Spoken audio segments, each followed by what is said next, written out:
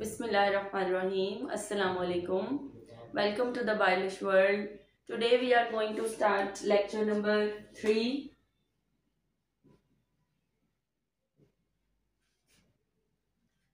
from chapter number 19, Growth and Development.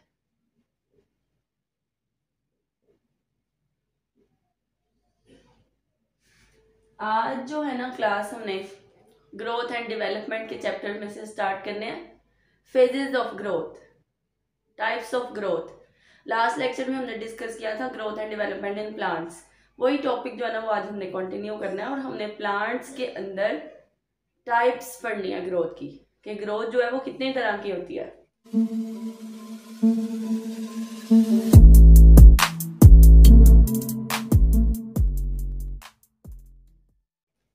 तो हमारे पास topic है types of growth in plants. पौधों में जो है वो दो तरह की ग्रोथ होती है। एक को हम कहते हैं प्राइमरी ग्रोथ और एक को हम कहते हैं सेकेंडरी ग्रोथ।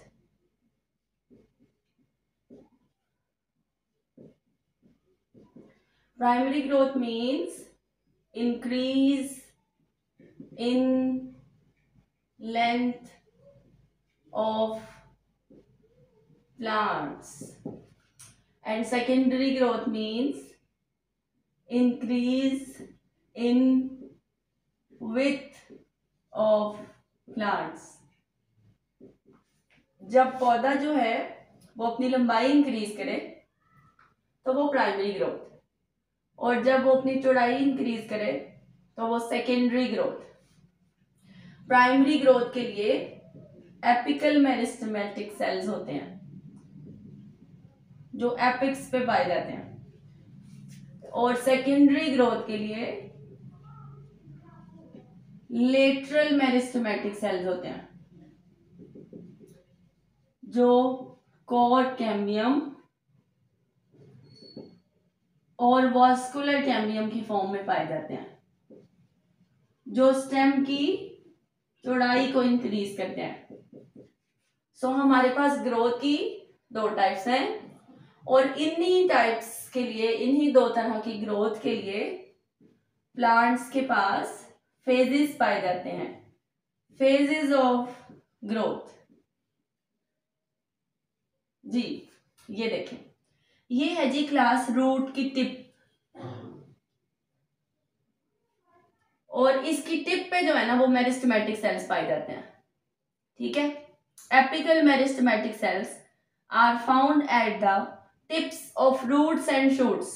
तो मैंने जो है ना वो ये ड्रॉ की है रूट टिप।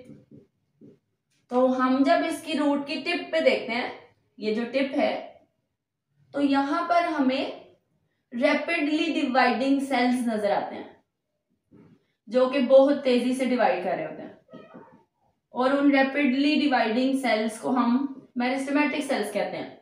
और जब हम इन सेल्स का स्ट्रक्चर देखते हैं तो हम देखते हैं कि न्यूक्लियस जो है वो सेंटर में पाया जाता है, और सेल के साइटोप्लाज्म के भी सिंथेसिस जारी है, और सेल वॉल भी जो है ना वो अपनी थिकनेस इंक्रीज करती हुई नजर आती है। तो ये जो फर्स्ट जोन है ना पौधों की ग्रोथ का, जिसमें मैं अभी फिलहाल प्राइमरी ग्रोथ की बात कर रही हूँ, increase in length of root. तो ये जो टिप है यहां पर हमें सेल डिवीजन होती नजर आती है। बस सेल क्या कर रहे होते हैं, सिर्फ डिवाइड कर रहे होते हैं, और जब वो बड़ी तेजी से डिवाइड कर रहे होते हैं तो उनका स्ट्रक्चर कुछ ऐसे होता है कि न्यूक्लियस जो है वो सेंटर में पाया जाता है। न्यूक्लियस प्रेजेंट इन सेंटर, और ये नॉन वैक्यूलेटेड होते हैं, इनके पास अभी वैक्यूल नहीं डेवलप हुआ था, और cytoplasm and cell wall are in process, और ये जो दोनों चीजें हैं ना ये अभी बन रही होती हैं। तो ये जो हमारे पास सेल्स हैं इन्हें हम मेरिस्टेमेटिक सेल्स कहते हैं। which have ability to divide rapidly, बहुत तेजी से डिवाइड हो रहे होते हैं। सो यहाँ पर हमें मेरिस्टेमेटिक सेल्स नजर आते हैं। और जैसे ही हम इस टिप से थोड़े से पीछे वाले सेल्स देखते हैं तो वो सेल्स हमें इलोंगेटेड सेल्स नजर आते हैं इस तरह। इनकी भी सेल वॉल्स जो है वो मोटी हो रही हैं अभी, और इनका भी साइटोप्लाज्म अभी डेवलपमेंट में ही है। सो जब हम टिप से थोड़ा सा पीछे आए रूट की तो हमें सेल्स नजर आते हैं जिनका न्यूक्लियस जो है वो साइड पे जा चुका है, और इन्होंने इलोंगेशन शुरू कर दिया सेल्स ने। इलोंगेशन का क्या मतलब है कि सेल जो है वो पानी एब्जॉर्ब करके अपना साइज नॉर्मल से, ये वाली शेप से ये वाली शेप हो गया है, नॉर्मल से 150 फोल्ड्स इंक्रीज कर दिया साइज। सो जब इतना सारा पानी एब्जॉर्ब किया जाता है तो एक लार्ज वैक्यूल डेवलप हुआ नजर आने लग जाता है। सेल वॉल की थिकनेस अभी भी इंक्रीज हो रही है और साइटोप्लाज्म जो है वो भी प्रोसेसिंग में है। सो जब हम टिप से थोड़ा सा पिछले सेल्स देखें तो हमें इलोंगेशन का प्रोसेस नजर आ रहा होता है। होता क्या है कि मेरिस्टेमेटिक सेल्स डिवाइड होके आगे जाते जाते हैं और पिछले सारे सेल्स जो है ना वो डिफरेंशिएशन की तरफ शुरू हो जाते हैं। उस डिफरेंशिएशन की तरफ जाते हुए सबसे पहला प्रोसेस क्या है, इलोंगेशन। प्लांट सेल क्या करते हैं, पानी एब्जॉर्ब करते हैं और अपना साइज नॉर्मल से 150 फोल्ड्स इंक्रीज कर लेते हैं, बढ़ा लेते हैं अपने साइज को। फिर उससे हम थोड़ा सा पीछे जाएं तो हमें नजर आता है कि सेल्स जो हैं वो मैच्योरेशन की तरफ जा चुके हैं। मैच्योरेशन का मतलब है हर सेल अपना मैक्सिमम साइज अटेन कर लेगा। जैसे पित्त के सेल्स जो है ना वो लंबे नहीं होते, वो ऐसे ब्रॉड होते हैं। कॉर्टेक्स के सेल्स भी लंबे नहीं होते, सिर्फ चौड़े होते हैं। लेकिन जाइलम सेल्स जो है ना वो ऐसे ट्यूब्स की फॉर्म में होते हैं, वो लंबे होते हैं। और इनके साथ लगे हुए ये मैंने बनाए हैं जाइलम सेल्स, ये मैंने बनाए हैं कॉर्टेक्स के सेल्स। सो कॉर्टेक्स जो है उसने हमेशा चौड़ा ही होना होता है, वो कभी लंबा नहीं होता। और जो जाइलम सेल्स है उन्होंने हमेशा लंबा होना होता है, वो इतने ज्यादा चौड़े नहीं होते। तो हर सेल, जाइलम सेल्स के साथ सपोर्टिंग सेल्स होते हैं जिन्हें हम फाइबर्स कहते हैं। हर सेल अपना मैक्सिमम साइज अटेन कर लेता है। जिसने चौड़े होना है वो चौड़े हो जाता है, जिसने छोटे रहना है वो छोटे रह जाता है, जिसने लंबे होना है वो लंबे हो जाता है, जिसने जिस शक्ल में आना होता है अपना फंक्शन परफॉर्म करने के लिए वो वैसा हो जाता है। और इस फेज को हम कहते हैं G phase of maturation. Cell division हुए, डिवाइड होने के बाद उन्होंने इलोंगेशन शुरू की, पानी एब्जॉर्ब किया, अपना साइज बड़ा किया और मैच्योरेशन में उन्होंने अपना फाइनल साइज अटेन कर लिया। और जो लास्ट फेज है हमें नजर आता है उसमें क्या होता है कि हर सेल अपने अपने फंक्शन पे लग जाता है, हर सेल का स्ट्रक्चर जो है वो उसके अकॉर्डिंग हो जाता है। और then this process is called as differentiation जी। सो डिफरेंशिएशन में क्या होता है, हर सेल अपने अपने फंक्शन परफॉर्म करना शुरू कर देता है। जैसे जाइलम सेल्स का फंक्शन है पानी ट्रांसपोर्ट करना, जैसे फाइबर्स का फंक्शन है सपोर्ट प्रोवाइड करना। जो फाइबर्स है ना इनकी मोटी मोटी सेकेंडरी वॉल्स होती हैं, वो सेकेंडरी वॉल्स डिवेलप हो जाती हैं। जाइलम सेल्स की भी मोटी मोटी वॉल्स होती हैं, वो भी डिवेलप हो जाती हैं। कॉर्टेक्स की दीवारें बारीक ही रहती हैं। और मीजोफिल सेल्स और एपिडर्मल सेल्स सब जो है ना वो अपनी सेल वॉल में जो जो चेंजेस अपने फंक्शंस के मुताबिक लेके आने होते हैं ना वो ले आते हैं। देखें, मैच्योरेशन का मतलब है अपना फाइनल साइज अटेन करना, जिस सेल ने जितना बड़ा होना है वो हो जाता है। और डिफरेंशिएशन का मतलब है सारे अपने अंदर अपने फंक्शंस के मुताबिक चेंजेस ले आते हैं, जिसने जो फंक्शन परफॉर्म करना हो वो सेल वैसा ही हो जाता है। ठीक है। सो हमारे पास ये जैसे फाइबर्स है ना, इनके पास मोटी मोटी दीवारें होती हैं। उसके अलावा इन फाइबर्स की दीवारों में ना छोटी छोटी पिट्स होती हैं, छोटे छोटे सुराख होते हैं, जिससे ये दूसरे सेल्स के साथ एक्सचेंज ऑफ मटेरियल कर सकते हैं। सो ये पिटेड सेल्स कहलाते हैं, पिटेड सेल्स। तो जिन सेल्स को पिट्स की जरूरत होती है वो पिट्स बना लेते हैं, जिन्हें मोटी सेल वॉल चाहिए वो मोटी बना लेते हैं, जिन्हें सिर्फ प्राइमरी सेल वॉल चाहिए वो सिर्फ प्राइमरी रहने देते हैं, और सब अपने अपने फंक्शंस पे लग जाते हैं। जाइलम सेल पानी ट्रांसपोर्ट करने पे, फ्लोएम सेल फूड ट्रांसपोर्ट करने पे, फाइबर्स जो है वो सपोर्ट प्रोवाइड करने पे, कॉर्टेक्स जो है वो फूड स्टोर करने पे, एपिडर्मल सेल्स जो है वो प्रोटेक्शन करने पे, मतलब सब सेल्स अपना फंक्शन शुरू कर देते हैं। And this phase of growth is called differentiation. So हमने जो है ना वो 4 फेजेस डिस्कस किए हैं।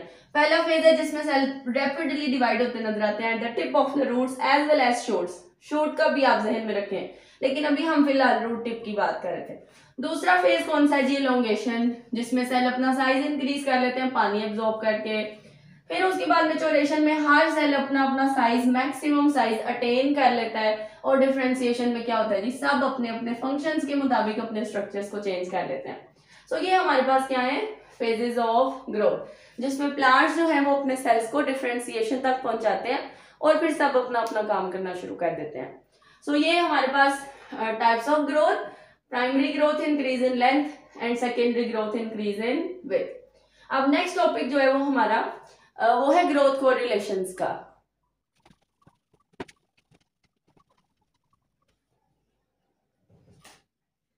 ग्रोथ कोरिलेशन एक ऐसा प्रोसेस है प्लांट्स में पाया जाता है जिसमें प्लांट्स के कुछ पार्ट्स की ग्रोथ जो है ना वो प्लांट्स के दूसरे पार्ट्स की ग्रोथ को अफेक्ट करती है। ग्रोथ कोरिलेशन, कोरिलेशन मतलब इनका आपस में रिलेशन है। प्लांट्स के कुछ ऑर्गन्स की ग्रोथ प्लांट्स के दूसरे ऑर्गन्स की ग्रोथ को अफेक्ट करती है।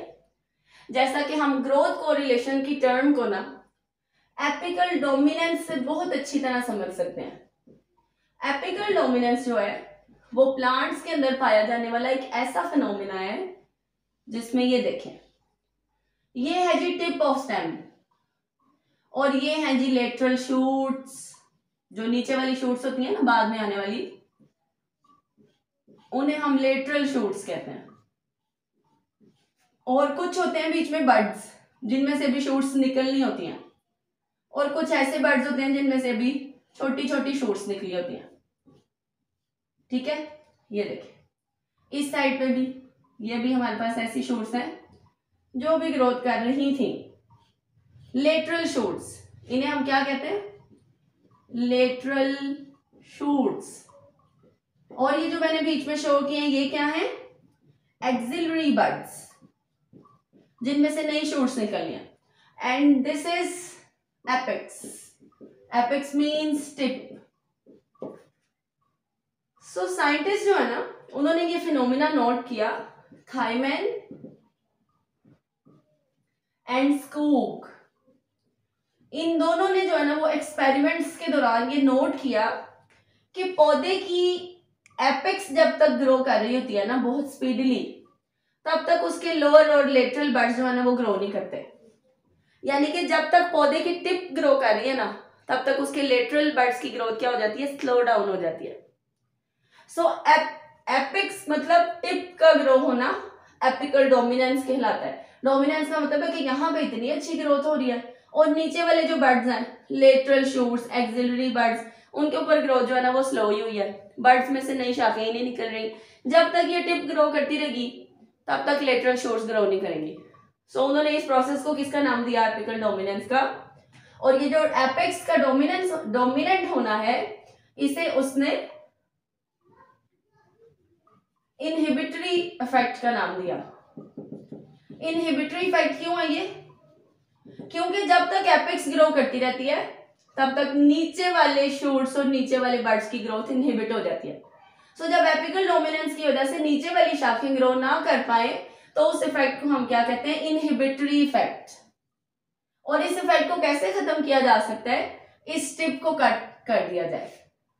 अगर हम ये टिप ढूंढ के पौधे की इसको कट कर देंगे तो फिर नीचे वाली शूट्स की ग्रोथ क्या हो जाएगी? इंक्रीज हो जाएगी। And this process is called as compensatory effect. इसे क्या कहते हैं? कंपेंसेटरी इफेक्ट, यानी कि कंपेंसेशन होगी।